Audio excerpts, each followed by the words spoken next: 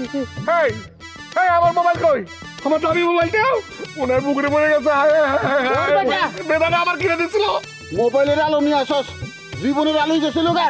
জীবনের আলো যদি নিতে যায় মোবাইলের আলো দিয়ে কি হইব? জীবন বেঁচে থাকুক, জীবনের আলো জ্বললে মোবাইলের আলো জ্বলবো। আমার যাও গেছে, কোনো কথা কয় না, ওই মরে গেছে।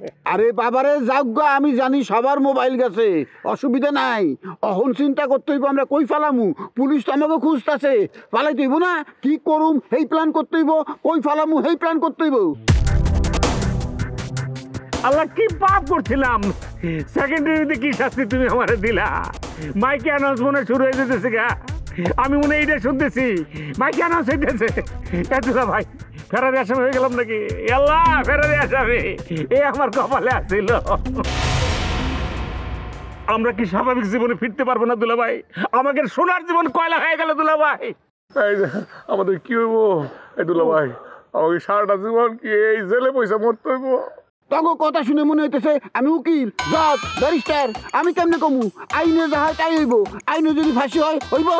দুলা ভাই মাথারে ক্যাপটা তো একদম ব্যারিস্টার গো তুমির মতো হয়ে গেছে। কি কইতেছেন দুলা ভাই? জুয়া খেলার লেগে ফাঁসি হয়? এইটা তো আমার বিশ্বাস হইতেছে না। আইসে আমার আইন বিশারদ। জুয়া খেলার খবর হস? জুয়া খেলা কত বড় খেলা, এটা খালি এই দেশে হয় না, পৃথিবীর বড় বড় দেশে হয়। দুলা ভাই আপনি সব বয়ানবাজি বাদ দেন, আমার পুরো শরীরটা কেমন জানি হিম শীতল বরফের মতো হয়ে যেতেছে, নীল হয়ে যাইতেছে। আমি আর পারতেছি না, আমার বাড়ি নিয়ে চলেন। দুলা ভাই আমার শরীরটাও জানি কিরকম খালি খাওয়া যাইতেছে।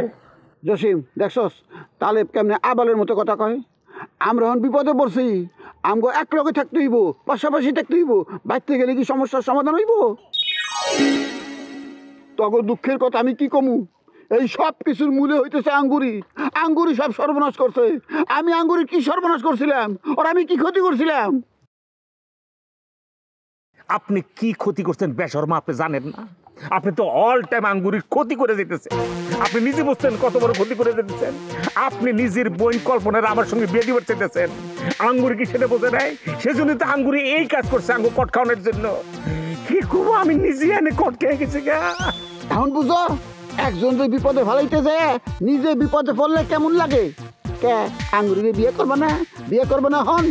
বিয়া হন গাছে উঠতে থাকবো, সারা জীবন জেলের মধ্যে পস্তাইব। আমি কইলাম। আচ্ছা এমন কোন উকিল নেই যে আমাকে জামিন করাইতে পারে? জামিন জামিনের কপালে আমি খেতা করি, আমার ভালো লাগতেছে না।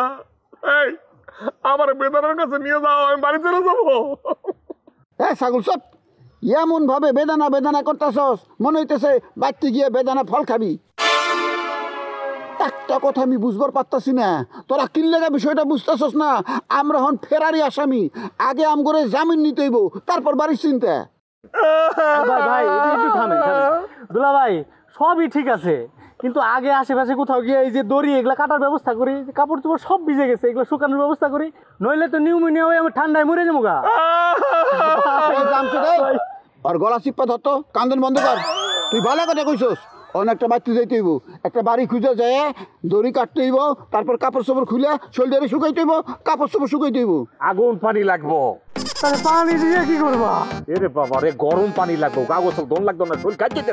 আমি কোথাও যাবো না, আমার বেদনা আমার তাহলে পাই, আমি কোথাও যাবো না।